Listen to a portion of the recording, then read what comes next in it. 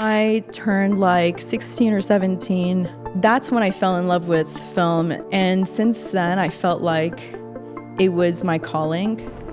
Filmmaking is like you're working on it for years. And then by the time it's released, that's when you get your feedback. Go to as many film festivals around this region. It gives you another reference point of what possibilities are there for you.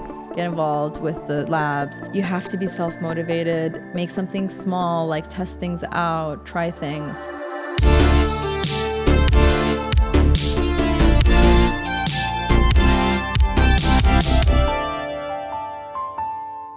Hello and welcome back to Season 2 of the Ajyal Show. Have you ever had the itch to leave your career and begin filmmaking? Well, our guest today is a filmmaker who did exactly that. She took a leap of faith and decided to get into filmmaking, her passion for storytelling. We'll trace her journey, unpack how festivals and labs sharpened her voice, and how now she's blending AI and filmmaking to help the next wave of creators. If you're wondering whether to trust your creative calling, today's episode is for you. Without further ado, let's welcome Nadia Al-Khater to the show. Hi, thank you. That was a very kind introduction. Kind people deserve kind introductions, right? Thank you.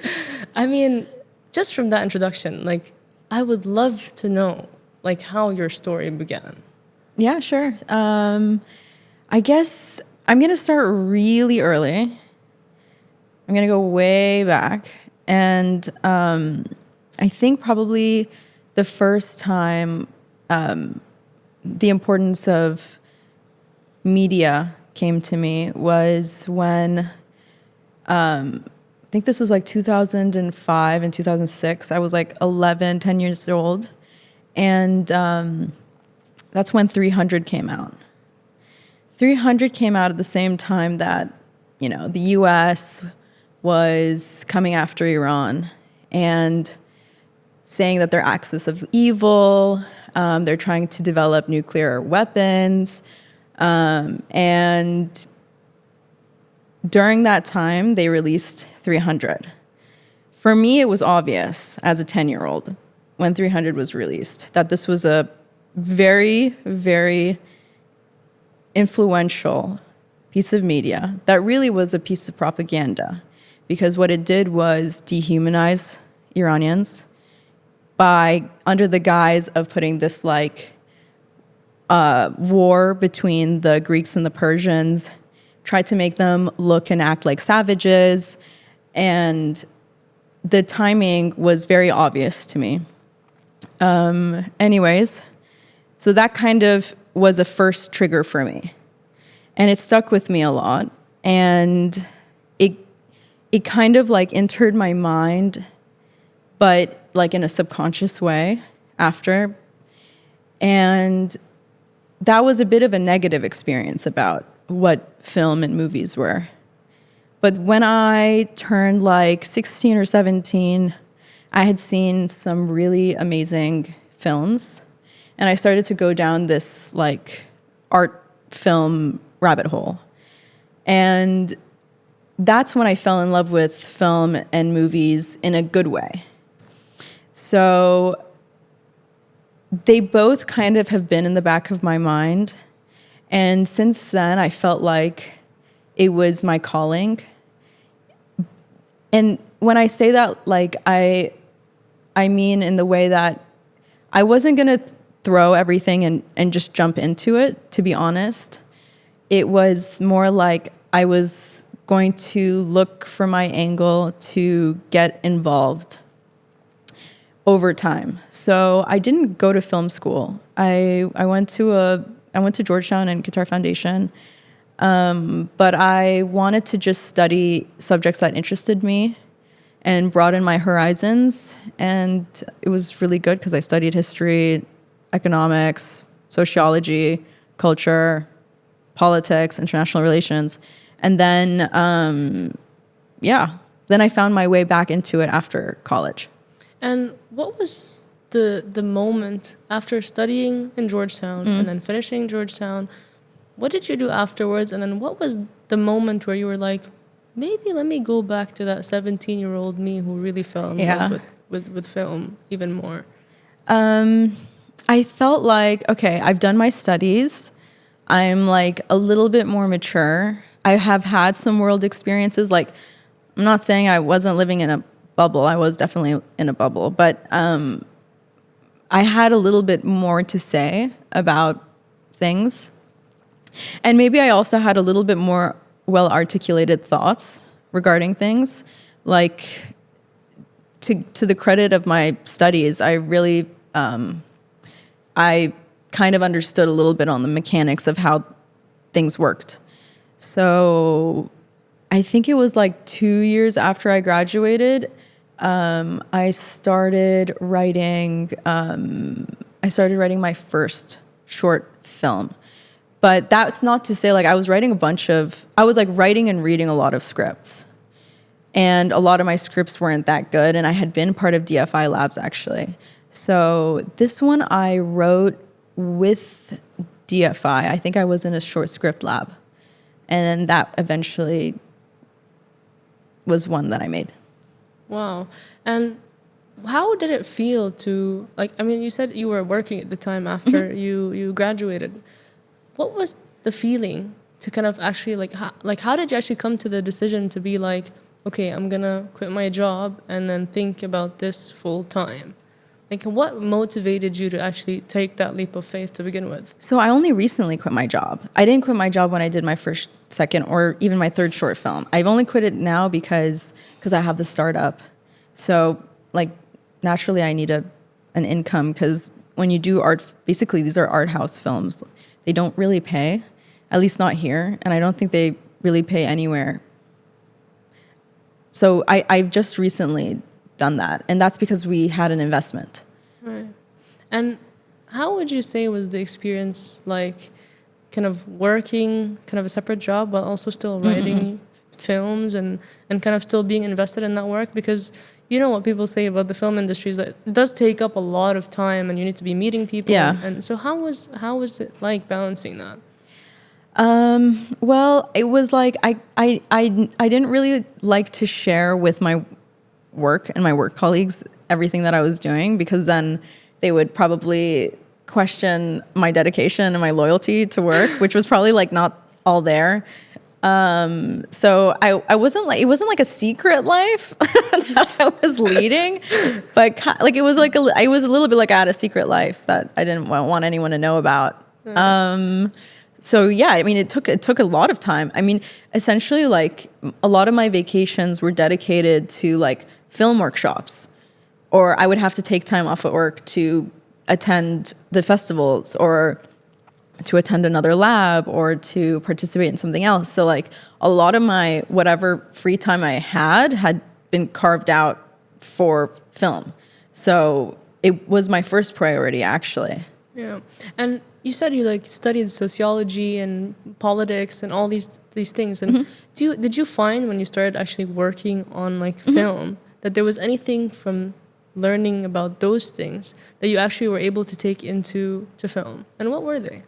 I think they inspired some stories for me. Like, so my first film was about deepfakes. And so I think that kind of got me interested in like the ramifications of technology on society. So I think that was kind of partly like an inspiration for me, but also I think it helps me structure a little bit, like the world that I'm gonna build, or also help me understand or help me articulate to myself why I'm gonna present the stories I'm gonna present. And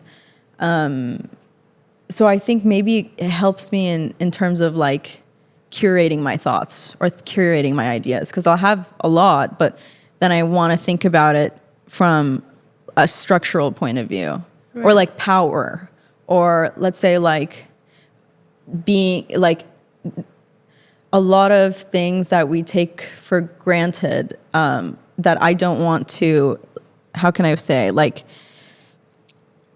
impose on my audience. So let's say I like to decolonize my films, or like decolonize my stories, or decolonize my ideas.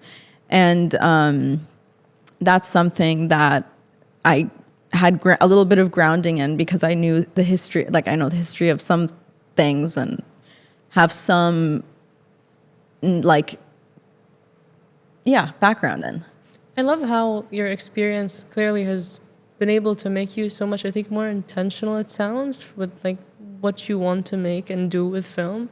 And something that really caught my attention was the fact that you said that like while you were working, you were doing some labs as well. And you know, we live like in an age of the internet where like you can learn a lot of things online. But I'm curious to know, like, doing those labs, what are some of the things maybe that you were able to learn there about filmmaking that maybe you can't really learn just on the internet? And why was it so useful to kind of do them? I think what was nice about the labs is there's a few things. One, like you're amongst peers, so you are kind of aligning your journey with some other people. So you have somewhere to kind of like, you can reflect, people you can reflect with. You can reflect on their journeys, how they're doing things, especially because when it comes to this whole industry and film and short film, and especially artistically films, there's no one way of doing it. So there's literally infinite. And it helps to have reference points. And also having also reference points of how people achieve their goals, or like achieve what they want to achieve in films. So if you're like really an amateur and starting out fresh, it's really important to connect to the community. And also, of course, you get the mentorship. So you're getting their feedback directly on it, and you're getting your peers' feedback, both of which are very helpful. And then the mentors also have so much experience. So you also, it's a really important process of whatever assumptions you have about how any of it works quickly gets fixed, because you're seeing that's not how it works. Right. And then is there a moment, maybe now when you look back at the labs that you did, is there maybe a particular moment or a particular lab that like really sticks with you? Like till this day, you're like, man, like that lab taught me this thing that like I think about every time I come to make a film, or just something that stuck with you from them? Out of all my, like, I've done so many labs. I did labs in high school too. So like I did a documentary lab like back, I don't want to be like more than 10 years ago, but like, I guess I'm getting old. So like more than 10 years ago. I think all of them kind of stick out to me because they were all really nice experiences. I think maybe my most recent lab experience, so I got mentorship from Riti Pan, the director from Cambodia, and he's an excellent mentor. And I think the one thing I would say from that lab was, because I was already trying to speak in images, it was a nice fit for me, because that's kind of his way of working and his way of doing things. So he was able to help me know how to write for images, and also how to quickly adapt for an image. So just because there was some minor action or whatever, it's not important, because when you're there, it doesn't read for some reason, or you just want to act quickly and move it and adapt just to get the right image, because I had already made a decision that particular plot points or actions are not important unless they are critical for the narrative in some way. Yeah. I always wonder, like, people who do like mentorships and stuff, like, I think there needs to be a certain level of openness to, I want to say, criticism. And I'm curious to hear from you directly, actually, like, how do you deal with kind of like maybe walking in and thinking maybe you're so set on something, but then still at the same time being open to hearing someone else's perspective about an image you truly feel something about? Yeah. That's a really good question, and I think it's a really important point to discuss with, like, amongst filmmakers. I'm I'm honestly a naturally extremely stubborn and hard-headed person. So it doesn't come easy to me. But because I love film so much, I'm willing to not be such a hardhead and listen, because I would rather get better than just walk away and or waste my time doing the same thing and not listening to people. So I had already kind of like in my mind early on, like in my life, said to myself that I have to, like whatever it is, I have to get better at this. And if I'm not getting better, then I better just quit, because, and so whatever was going to help me get better, I was willing to do it. And one of those things that I was like constantly reevaluating, like if this isn't working, why isn't it working? Maybe sometimes it would be like, because I'm not listening to people. So if you're not listening to people, you're not going to get better. And like, I'm usually not that worried about whether the person is a credible person to give feedback. Some people are more credible, but usually people have a reason why they're saying something, and usually people have a point. Even if they're not experienced filmmakers, even if they're not Cannes-winning directors or whatever, they usually have a point. I admire your openness, honestly, and I admire your passion for kind of wanting to be better. I think that drives a lot of people. And so on the road of getting better and kind of doing the labs and getting more kind of, in tune with the film world, let's say, how do you go from just doing labs here to making your first film? Mm-hmm. What was that bridge or that road like? Because I didn't study it, there was a lot of self-study that I had to do. So I read everything that I could read.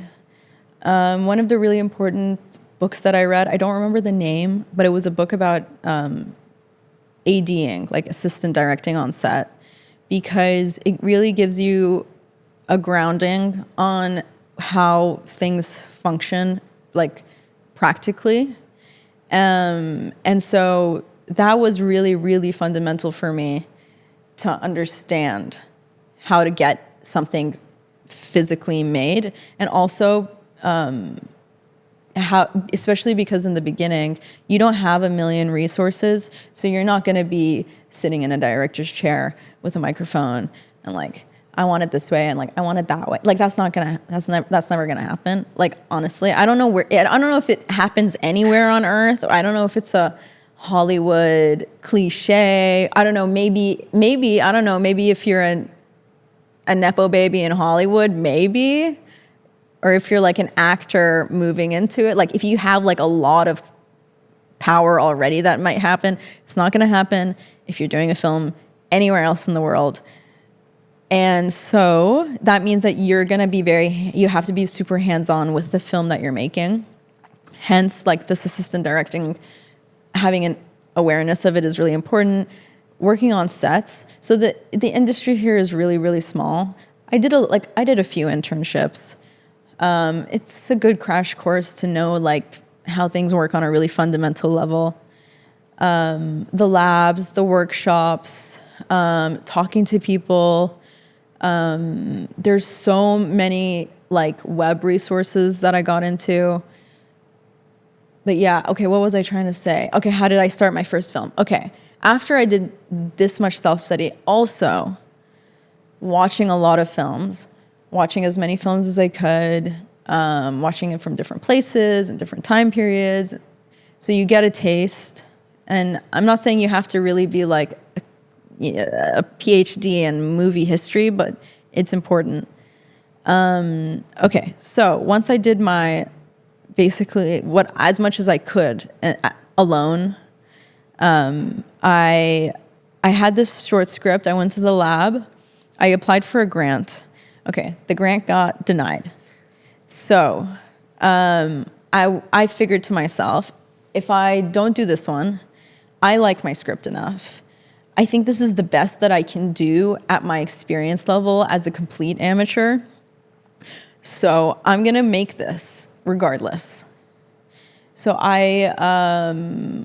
I've tried to find some support. So just because the first door was closed to me, I didn't take that as a no. So I met Justin Kramer at the Film House, and I had already been in contact with him a little bit from many, many years ago. Maybe, again, like 10 plus years ago, because I had attended one of the workshops. Like, I saw him in the workshop then, so I think I was a little familiar.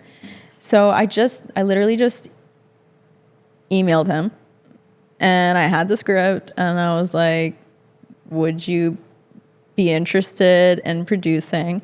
And I was really, really, really lucky because he asked me to come and meet him. And so I gave my passionate pitch about the film, and he was my day one supporter. So then we made the film together. Yeah. And then I got the grants. So for people who are now thinking, wow, Nadia was able to open a door after the first one was closed, and you said you gave a very, very passionate pitch. I'd love to know, like, what was it, what do you think helped you to convince kind of Justin and the Film House to really take on your film? What was it about that passionate pitch that really got them, you think? You know, that's a good question. I should ask him, because now we're friends, so he would tell me. I would guess that probably my script wasn't bad. I don't want to say that it was great because it was my first script, so I have a lot of criticism of my first film, but I think I was really convinced, so I could convince him, you know? Yeah, 100%. So maybe I should ask. Yeah, no, I mean, I feel like they always say, like, kind of like confidence kind of is just one of those things that just kind of convinces people, and I guess that's... I mean, I really believed it. Like, I believed it, like, to a point, like, so maybe that can help sell it. I mean, a little bit. The fact that you sent the email, I think, convinces me that you were convinced. Yeah. 100%. And so it's something you mentioned now is that, like, when you look back at maybe your first film, that you feel like maybe you have a couple of criticisms. So I think let's take a trip down memory road. And if I was to tell you maybe what are some of, like, maybe like the like a newbie mistake, let's say, or a mistake maybe that maybe you feel like you maybe made making your first film that you really learned from maybe after doing that? There's a lot, though. I think, okay, I guess my goal with every film is to make less mistakes than the last time. So I think with my first film, practical mistakes, I would say. I think you have to spend a long time on casting. So I think that's number one, and I think that's something that I learned, to be honest, more like on my most recent short. I think that's probably number one. I think number two, I was still having trouble articulating like a time and a place. So, like, for example, I didn't know how to give an Arab story or like an Arab film. So, like, I had my characters set, like, they were Arab characters set in New York. To be fair, the idea was that it was like there was a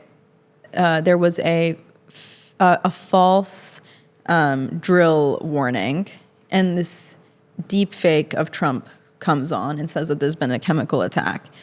So it kind of lent itself to New York, but at the same time, I think I wouldn't do anything set in the United States or like Europe ever again. Okay. So maybe like that's like, I feel like in retrospect I have a problem with it. And yeah, and same with the language. And I think like I had this idea in my head that if it's like in English, maybe it's like easier for film festivals, or I don't know what I was thinking with the English, to be honest. But it should have been in Arabic. After working on your first film, how do you feel like the experience that you had working on that influenced your next one?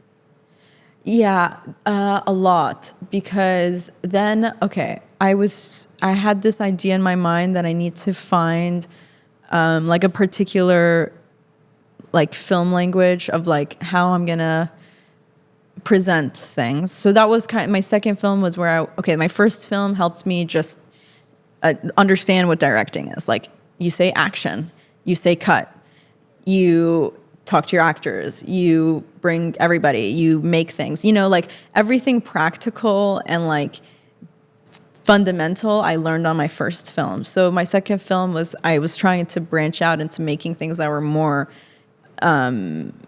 specific to me, and not just like I just made I just made a movie, So with my second one, I tried to find a particular way of presenting something. So my second film was about a Qadri guy who wants to get married to a non-Qadri woman. So I presented it as a comedy. So I wanted to try comedy. I wanted to try it out because I love comedy. And so then I presented in this way. Like, it was a little like Wes Anderson-y. I was like, let me try something that's like more stylized and obvious, because my first one wasn't so stylized. And that was basically what I was trying to do with my second one. How was the jump between genres for you as like a filmmaker?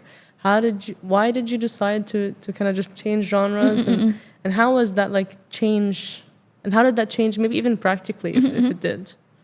Well, because I like to be a clown in like in general. So I thought I need to try comedy because I need to try different things and see what sticks and what works when I do it and what feels like authentic when I do it. So that's kind of where it came from. And I really didn't know if it was going to work at all, because when you read it, like, it's not funny, it's just like, there's no context, there's nothing, And then even when we shot it, I was going to cry because my actors are like, they're saying all the lines and they're saying it how they're supposed to be said.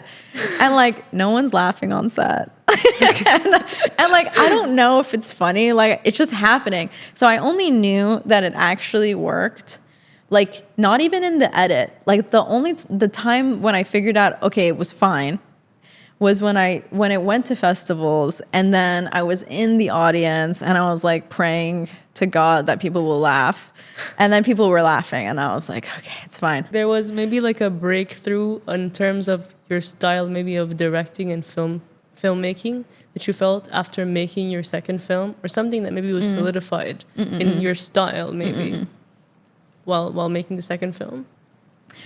After the second one, like, I love doing comedy, and I really enjoyed it, and I felt like it resonated in a nice way with the audience. So I really did love it, but I think what happened to me after that was I felt like, to be like completely transparent, sometimes when it comes to like the meaning of a film or the purpose of a film, sometimes you can get enough purpose from a film just by the context or the timing and the way something is presented, rather than it having to be ultra clear. And my second film is pretty clearly societal commentary. So when it came to my third film, I wanted to focus on the choice of the subject and the way it's presented as being the purpose. So that was the first thing. And the second thing was that, and we kind of talked about this a little bit before we started, but was about prioritizing the image above everything else, because everything else can fit into that. So especially because, and again, we were kind of talking about this earlier, but that stories are, they're not redundant to say, but like history repeats itself and life repeats itself and like family dramas repeat themselves. So there will always be stories about love and betrayal and hardship, and this just intrinsic to being a human being and being part of the human race. So what distinguishes things for me now is how you do it, not what you do. So sometimes the specificities are not that important because anyways, Aslan, I don't remember 99.9% of the things that happened in a film. I just remember what it looked like and how that made me feel. And so that was the second takeaway from doing my second film. Yeah.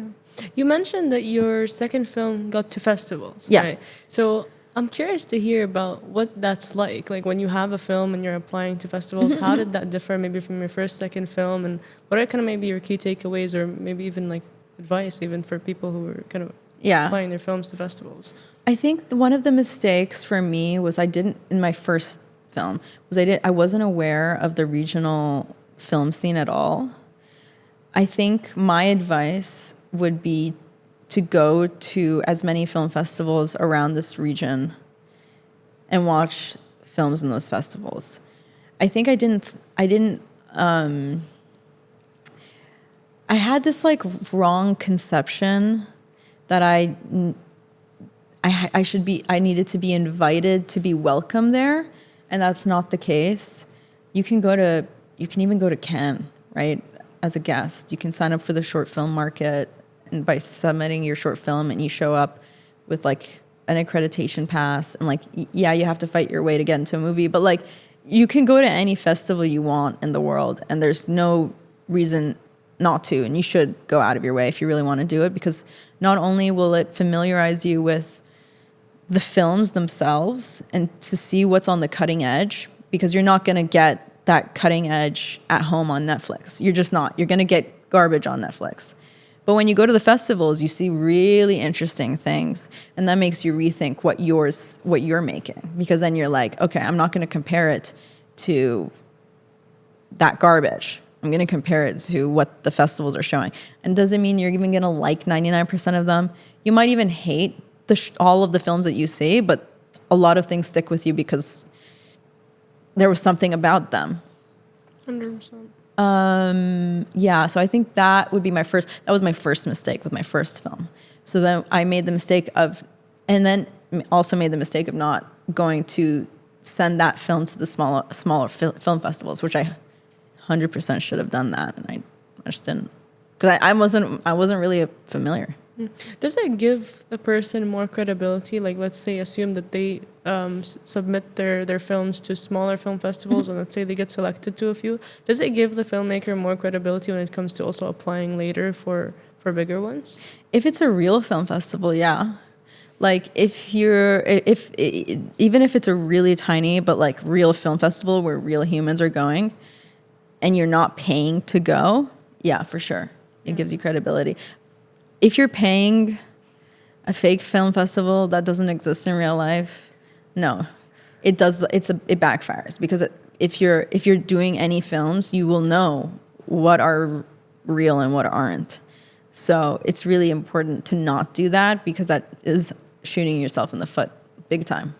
And how did it feel as a filmmaker for your second film to actually have it accepted for a festival?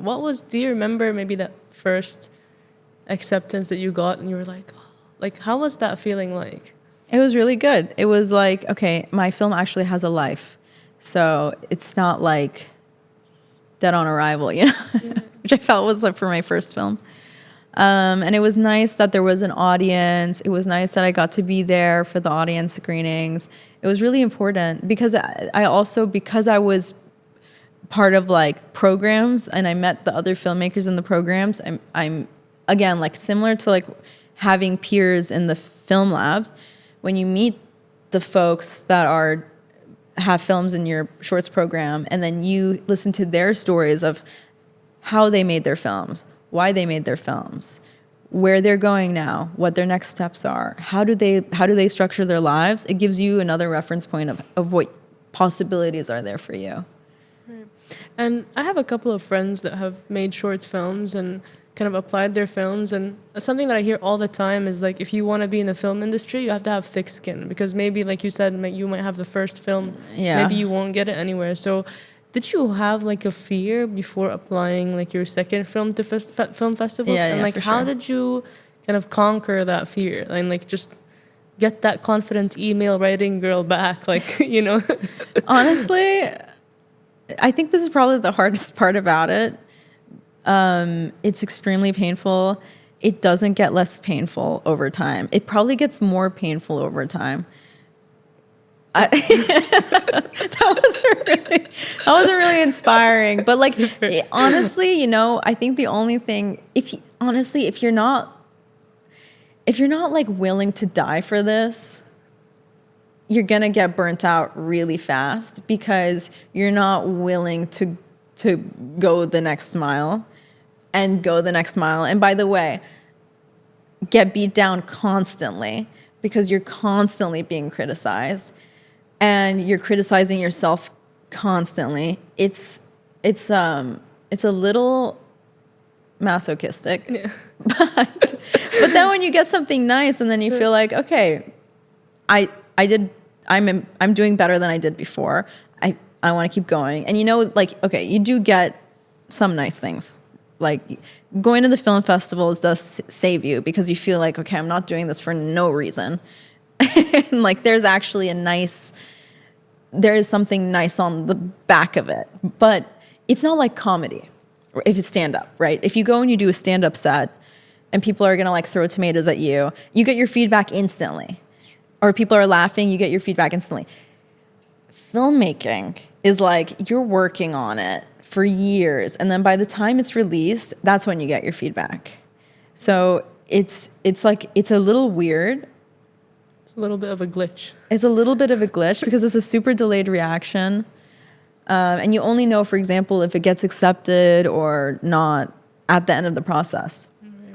You know, when you said the fact that you've done like a comedy about like a Qatari person getting married to a non-Qatari, I remember one time as well, like we watched a film in one of the festivals that I went to, and it was an Arabic film and it was a comedy, and every single person that was Arabic was really laughing like their hearts out, because it was just so funny and something people could relate to. And I'm curious to think, like, if you've displayed your film in film festivals maybe that have audiences that aren't Arab, how do you, when you're making the film, do you think about how can also someone who's not in this type of community still kind of understand my film? And do you think about that while you're making the film?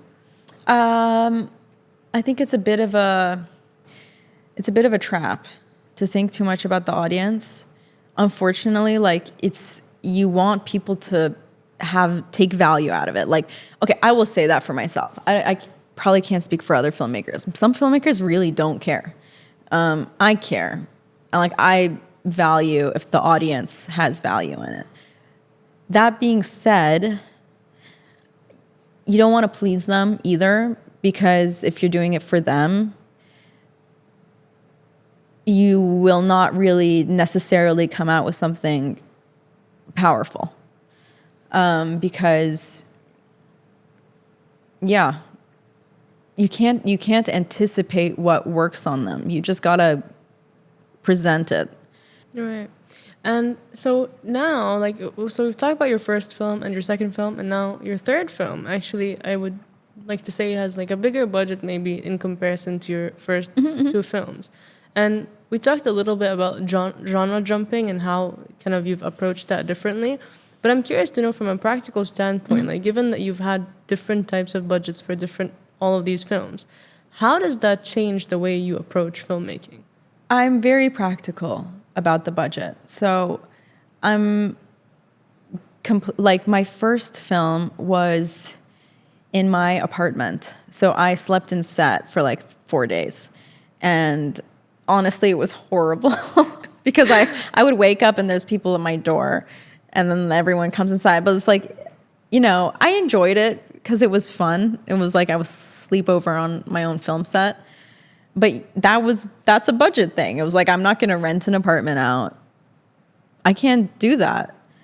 For my second film, I had a grant from DFI, but I also separately did a GoFundMe. So I raised money, and for me, it was very successful. I didn't think I was going to get like $1, but we raised like $13,000 or $14,000. And part of the success for that was that the subject touched a lot of people personally. So I had a lot of people who I'd never met in my life, but they contributed because it was something that meant something to them. So that allowed me to do something a little bit bigger. And so we had a warehouse, which we built the set in, and the set had many moving parts. So that wasn't cheap at all. But I decided, because I had the idea in my mind, I wanted to try and do it. And so we went and we did the fundraising. If the fundraising hadn't have worked and there were not other ways of doing it, maybe I wouldn't have been able to do that. So sometimes, like, there's, you have to make decisions, and if you don't have the budget for it, it's better to make a movie than to not make anything at all. Yeah, and with that, like, you try also to get things for free if you can, or get sponsorship. So Qatar Free Zone was extremely kind and let us use the warehouse that week. So there was so many ways of making that second film come together, which was pretty expensive. But yeah, same for this most recent film.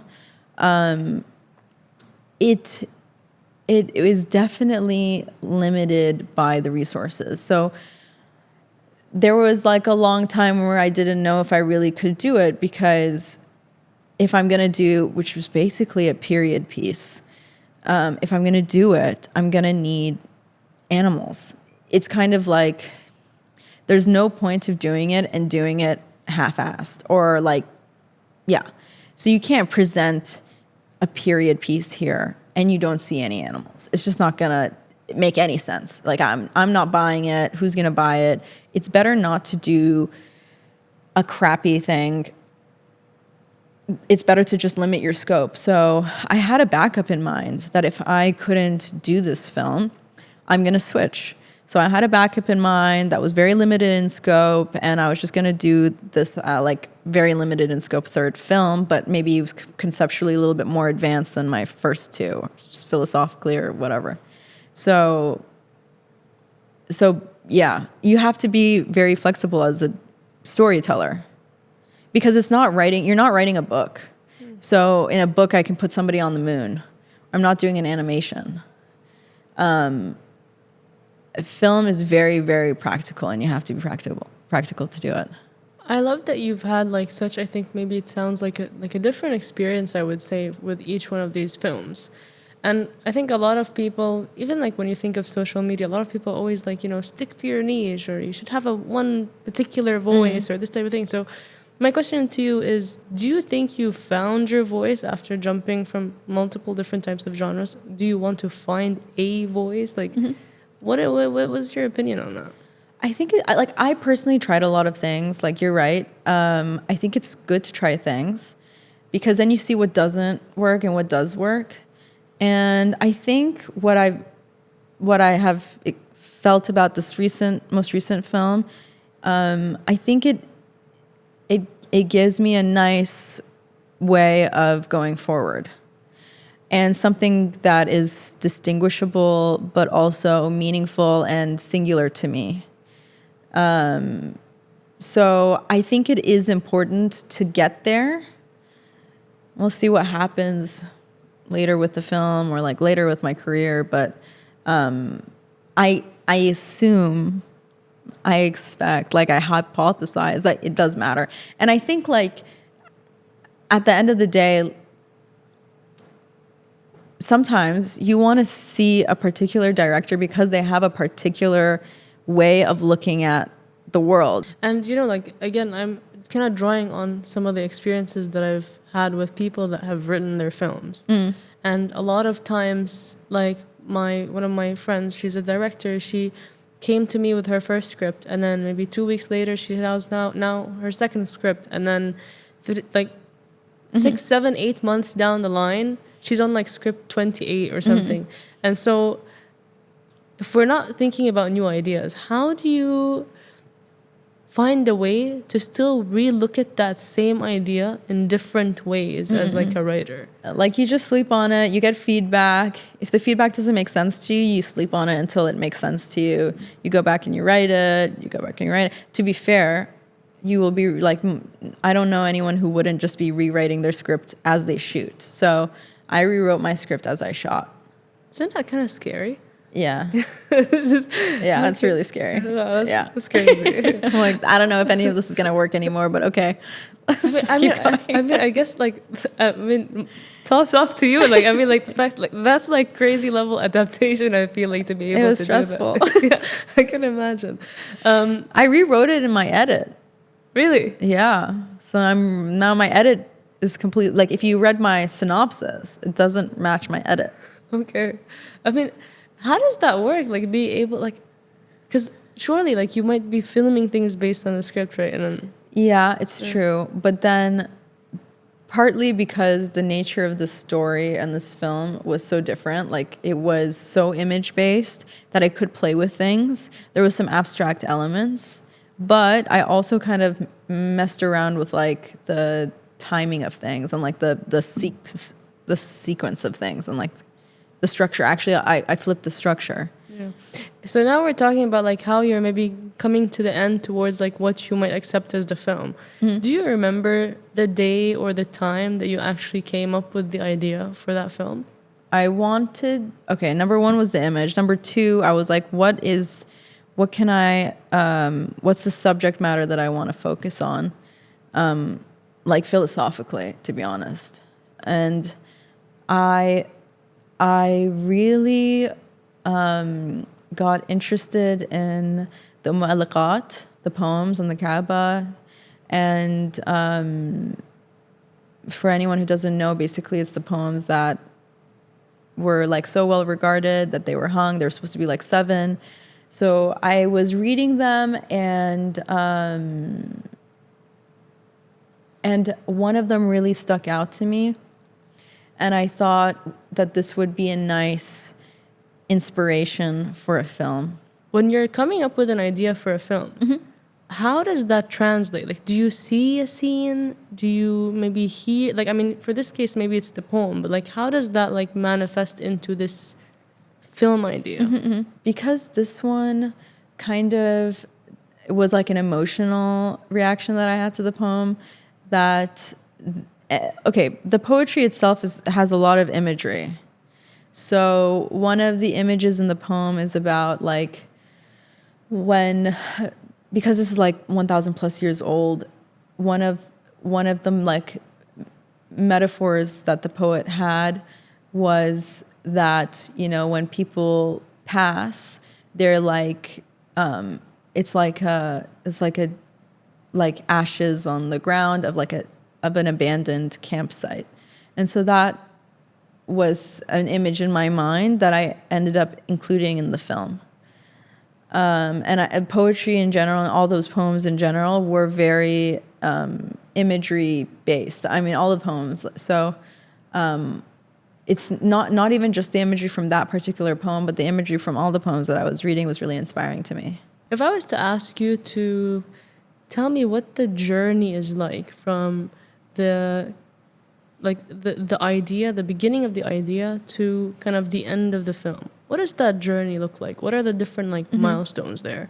So I go to the ideas that I think are telling something about, like, giving a particular point of view.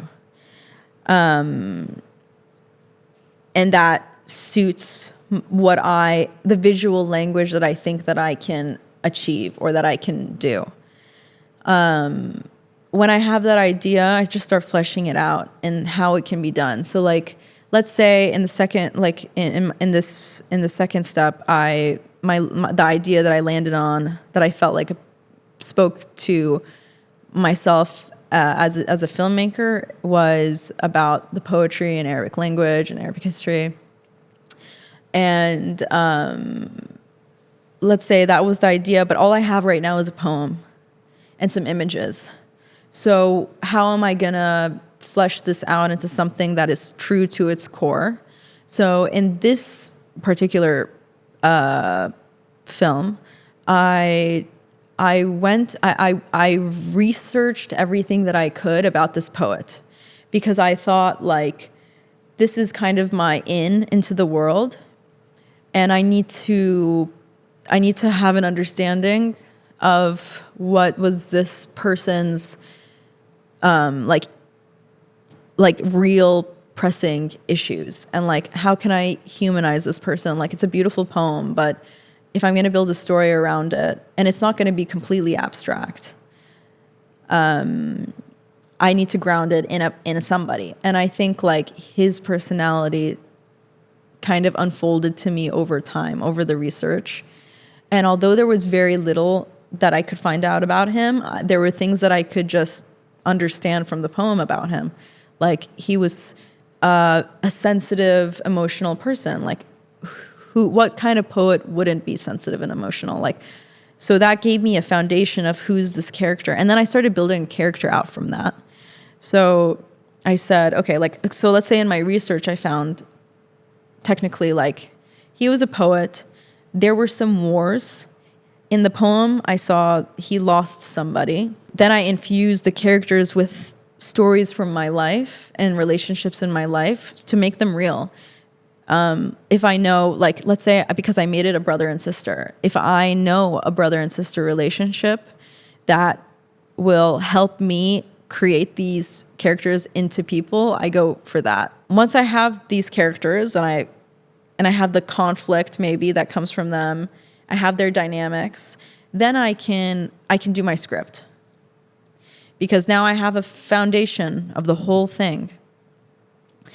Then you put it down on paper, and if you're like, there's something working or what's not working about it, and then you just keep going back and back to edit it, and then feedback, edit, feedback, edit, feedback, edit, and then you kind of go back to was this my original intention in the first place? Because now I have a script, and we've gone like a long way, and like, was this really what I wanted to do? And like, you know what? Yeah, it is. I think this suits what I was trying to do in a way.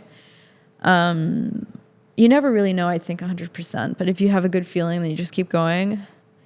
And then for this one, at least I would say I had a workshop for it, and I had Ritti's mentorship, which was very, very important, especially because of where I was trying to go with it. And so I had already a trust in my mentor, because I knew that this was almost like his specialty. It's almost like, you know, when you have mentors or you have feedback, you can go to a GP, you know, a general practitioner who, like, this is a person who has seen a movie before, let's say your friend, or you're like, you go to a pediatrician, you know, or whatever. Like, then it's like, when I have Ritti as my mentor, he's like if I went to the specialist of the thing that I want to do. It's like my eye had an infection, so I went to an ophthalmologist, you know? So different mentors have different strengths and different focuses. So knowing, like, having a project that's you have a particular need for and is suitable for the mentor that you have on the project is really important. So when we talk about like choosing the right producer, how do you do that, and how does it affect your film? In this case, I have my producer already set for me because it was a DFI QFF grant. So that was already established automatically. However, if you don't have a producer, you have to find the right producer that, one, understands the project, understands you, likes you, that you like. There's a social, you know, connection, yeah, understanding. Not all producers are going to be able to do a comedy. Not all producers are going to be able to do a drama. So like, or, you know, so you have to go to the right producer because the producer's taste will impact the outcome of the project, regardless, because the producer is very fundamental and is going to bring crew and all, even as much as you're involved in what crew is being brought to the project, there's things that the producer is going to do independently of you or that you will not have full control over or whatever. So I always hear that the DOP is like one of the most important people in your crew.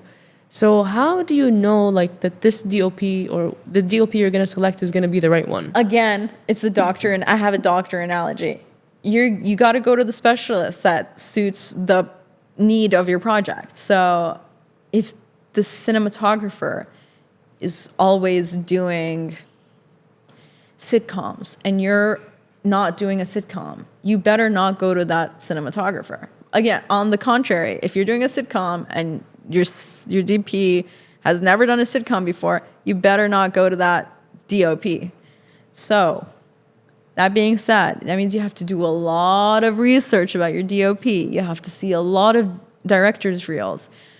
You have to also like find where you're gonna find the DOP that you like, right? So like, I mean, that could be because you went to a film festival and you saw a bunch of short films and you saw a film and you're like, that looks amazing.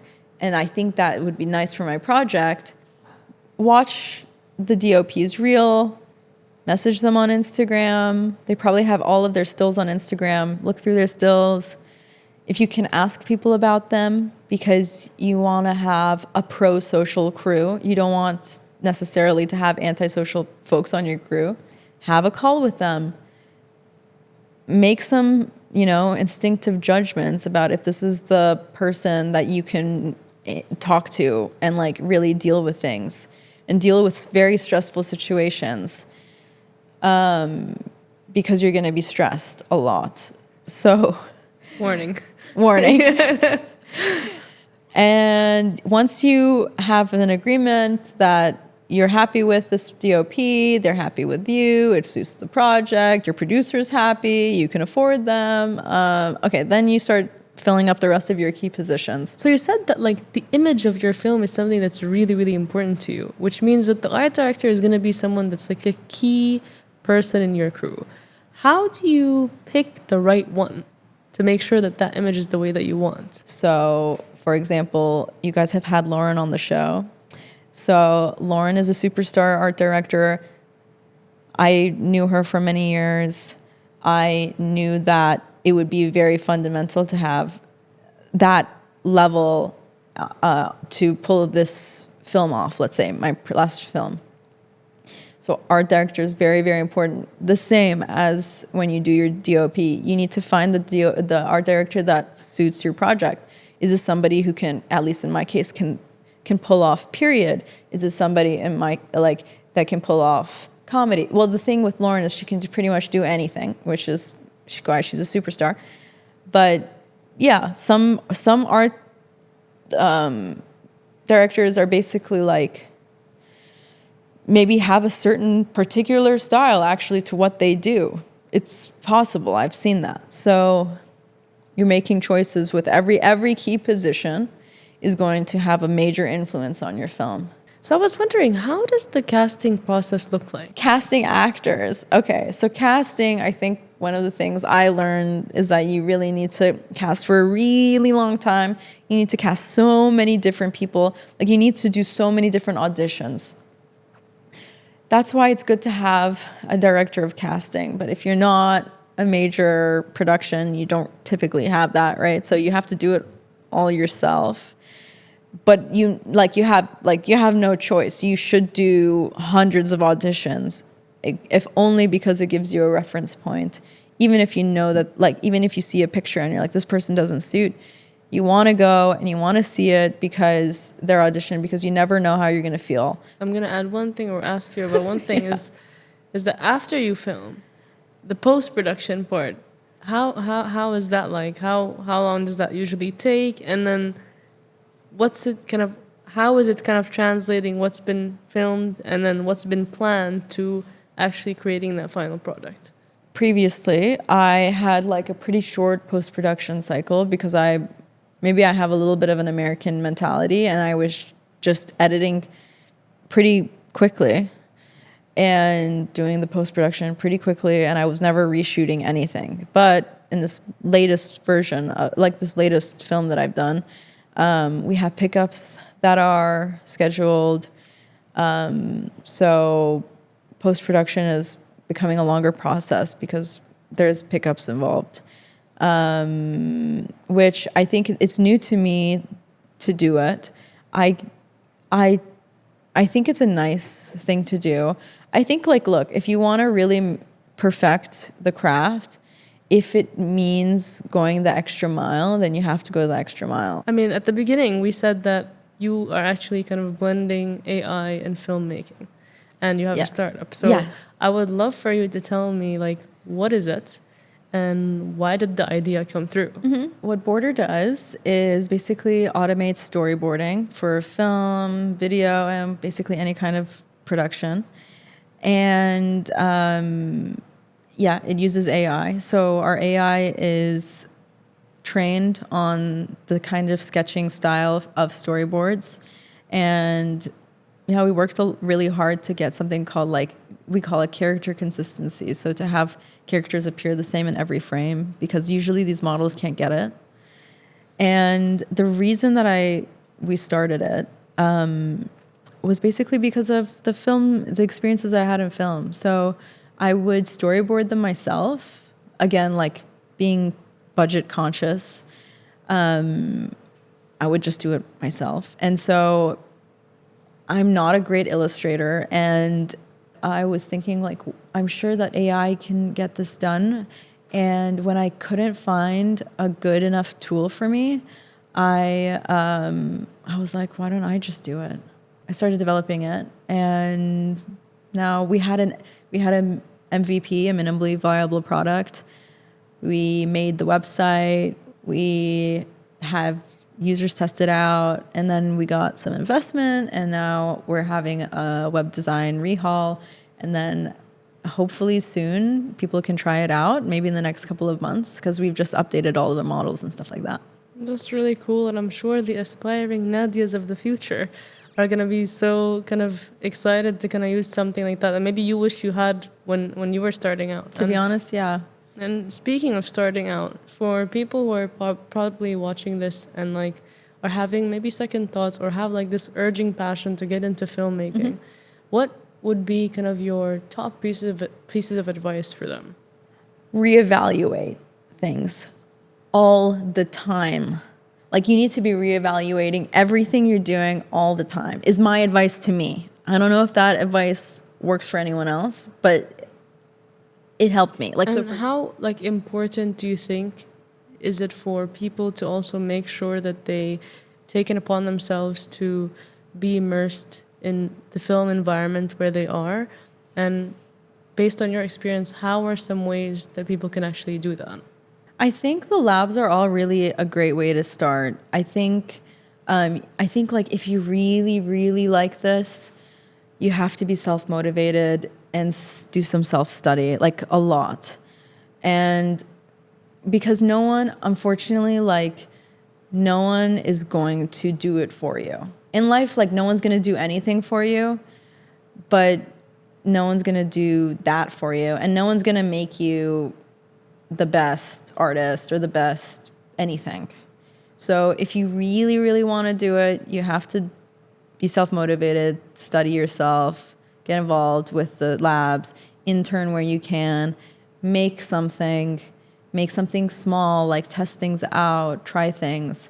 And like be honest with yourself. I think, like, maybe that's what I'm trying to say earlier. I think the best advice is to be honest with yourself.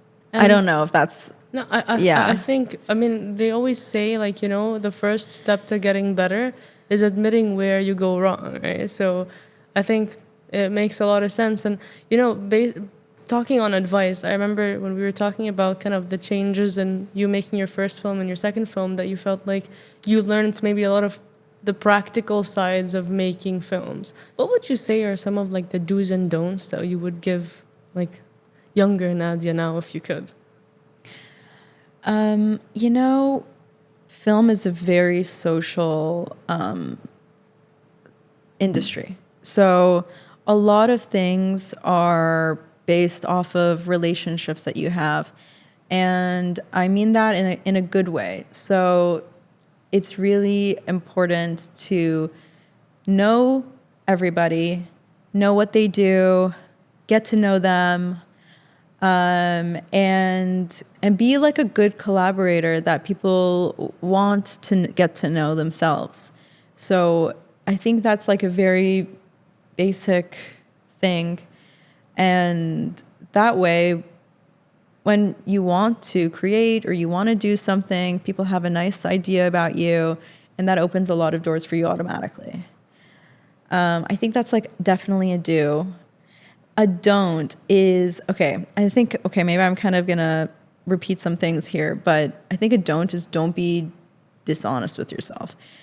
And the reason I keep coming back to like, don't be dishonest with yourself is because sometimes there's a lot of, because media can be like sold in a very glamorous way, you can get, how can I put it? You can get hung up on the wrong things or have the wrong expectations. And I think a lot of it comes down to being honest with yourself. So part of that is like, again, like, listen to people. Nadia, I want to say thank you so much. Thank you. I mean, I had a lovely conversation. Thanks. And I learned a lot from you.